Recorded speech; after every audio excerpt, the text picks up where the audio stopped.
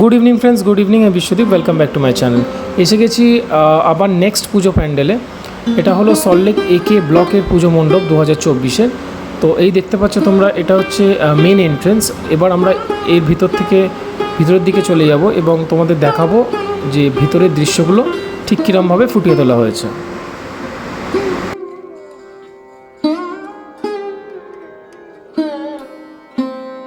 ভিতরে ঢোকার পর যেটা দেখা যাচ্ছে, তোমরা দেখতে পাচ্ছ সাইডে ওয়ালে কিছু ক্রেভিংস করা রয়েছে, কিছু নকশা কাটা, যেটা খুবই প্রমিনেন্টভাবে ফুটিয়ে তোলা হয়েছে এবং উপর থেকে লাইটগুলো এমনভাবে পড়ছে, পুরো জিনিসটা আরও বেশি ক্লিয়ারভাবে ফুটে উঠছে।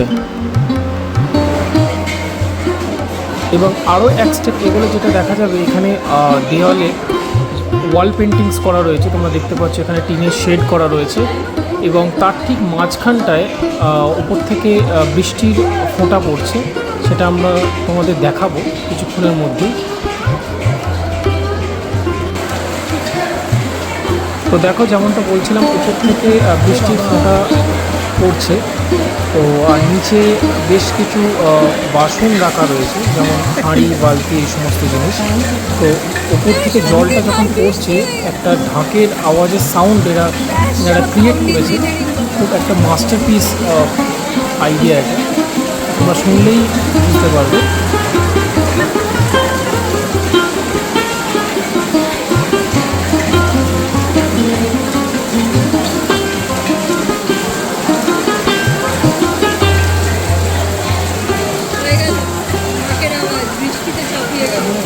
এটা বানাচ্ছেন বলে ওটা বুঝতে পারছি।